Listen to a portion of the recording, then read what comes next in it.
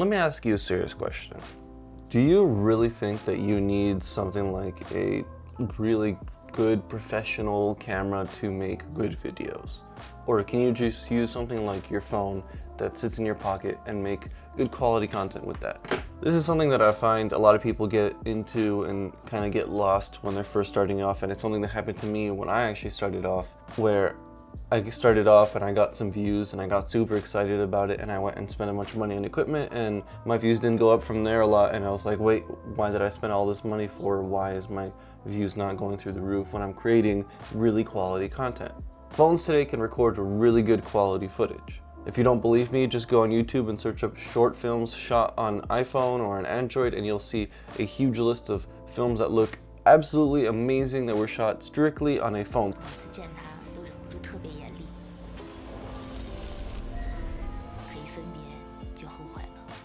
Someone was walking around with a full set and actors like this. They didn't have a camera on their shoulder, they just walked around with their phone, recording people with their phone like that. You also got like Apple ads now where they're showing that they shot the whole ad on the phone. Same thing goes for one of the Marvel movies where they used a GoPro to actually record a scene. To grow 3 years worth of food here on a planet where nothing grows. Luckily, I'm a botanist. Mars will come to fear my botany powers. A perfect example is all the influencers on Facebook, Instagram, TikTok. All these apps don't actually even use a laptop. They just go on their phone, they record something like a dance or whatever you want, they edit it on their phone, and then they post it straight from their phone onto the platform, where the process for me and this camera is much more complicated. Personally, if you were to ask me what I think you should do, would be 100% stick to your phone and focus on two things. One is how you edit, and two is your storytelling. Those are two things that it doesn't matter what kind of equipment you're using, if you don't have them, your videos will not do well. If your videos don't have substance or don't return some value to the viewer, whether it's entertainment, educational, any type of value, then no one's gonna watch it because there's no reason to be there. A great analogy that just popped in my head would be the best way to learn to drive would be to learn to drive an automatic so that you can focus on the actual task of driving. You don't have to focus about how a car works, you just have to focus about the signs and making sure you don't crash into someone in your blind spot, and just focusing on the aspect of driving. Then once you get that down and it becomes more natural, you can go and get a manual car, and then since you got the part of learning to drive down, you can just focus on learning to drive a manual and the fact that there's 3 pedals and there's a stick you have to move constantly. If you wanted to start driving and you've never driven before and someone puts you in a manual car, the first step is you have to learn how to drive a manual car, and you're not actually learning to drive the car on the road. Same thing with these cameras. When you get a really complex camera, when you're just trying to make daily videos, you have to go and spend a week or two just trying to learn how to use the camera before you can start to make videos. So I just wanted to go through a couple reasons why a camera is better or a phone is better, and then let you guys decide what you think. First thing off is the price. This phone right here is about $500 now. It's a bit old. When I got it, it was on my phone plan. The camera that you guys are seeing me through right now was about $1,000. I had to buy it specifically to make videos, but the problem was the $1,000 didn't stop there. That's just for the body. Then you need to put a lens on it. Then you need to get a medium shot lens. Then you need to get a close shot lens. Then you get to get a far shot lens. And all these things add up. Then you get accessories, and you get wireless mics like the one I'm wearing right now. So when it comes to cost, of course phone is gonna win on this one. The one thing I wanted to say is the reason I want phone to win isn't necessarily because it's cheaper, because a $500 difference from body to body isn't a big deal. It's more that you can buy things for the phone and upgrade it to your camera. Let's say you buy a tripod that can hold your phone and a mic kit. Those two things can move on to your camera. Most of the time when you buy things for your camera like a lens, you can't put that on your phone if you were to buy a nice new phone that's better than your camera. Now let's say you can foot the bill for the camera and all the gear needed. You have everything you need to make a professional film. Today you wanted to go and film a video outside, so you gotta take your camera, take the lens off, put the caps on everything, take all the lenses and the camera, put it in a bag. Don't forget the cables, don't forget the batteries, make sure you charge the batteries, take the tripod. So many things to take, pack up in your bag, take it to the location, unpack everything, put it all together, film your video, make sure no one steals it because it's a lot of money that you just spent on equipment, unpack it all, put it back in your car, drive it back home, and then if you film videos at home the next day, you gotta unpack everything. And you can imagine that this gets really tedious if you're filming constant videos, which is the goal of YouTube and sadly what you have to do on YouTube.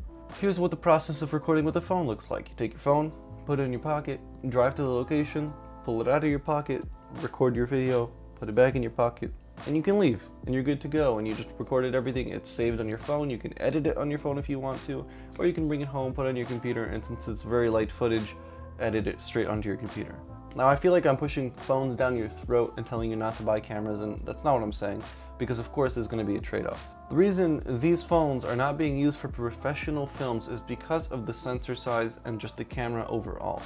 While the cameras are good on phones, they're mostly automated with software to make them look good, and they have tiny baby sensors inside that tiny little lens in that circle right there. Just like my camera has a sensor, but my camera sensor is huge comparing to the one here. A bigger sensor can capture more light, and capturing more light means a bunch of things: more resolution, more detail, and an overall better picture coming out of your camera. On top of that, my camera just takes better video. While they both record 4K, and for those who don't understand, they might think it's the same thing. No, not all 4K is recorded equally. My camera has 4K that's 10 times better for a couple reasons. One is that it has better color depth. So when it sees a range of colors, it can see more in between dark and bright versus something like my phone. And I'll put a picture up on the screen where you'll see the phone one is the blocky one, and the camera one is the one where it's a smooth gradient because it can record more color. Another reason is something called dynamic range. So if you ever recorded outside and instead of seeing the sky, you just see like a white block, like if I moved my camera to the side here, that's called being overblown. And that would happen on the phone a lot easier than it would happen on my camera. Just details like that make this camera much better than recording with a phone. If you're interested on these things quickly, I'm gonna go and promote our other video where we talked about these things and how to operate camera. It's a video on this channel. I'll put the link on either the info thing on top or in the description for you guys. Another thing I wanted to talk about is the editing process when using these devices. With the phone, you can edit either on the phone or throw it on your computer, and it's super easy to edit footage. When it comes to editing footage from a camera like the one I'm using right now, you need a good software to break down the footage because it's just heavy footage. It's super heavy files. Like this video right here could be over 100 gigs just for a 10-minute video. And you need a good computer that can handle that footage. If you don't have a good computer that can handle the footage, you need to do something called proxying, which means taking your high resolution footage and making a shitty resolution copy of it and editing the shitty resolution timeline. And when you're done, you tell it, hey, replace all this shitty resolution with the good one when you render out. Because you won't be able to actually edit with the high resolution footage. It's just too much and your computer will just crash, the program will crash, or your computer will just heat up and spin forever and it just won't work. Then on top of that, once you do render out, that could take up to 45 minutes just for a short 10-minute video, even if it's not at 4K. You can see where I'm getting at with this. It takes a lot more effort for better equipment.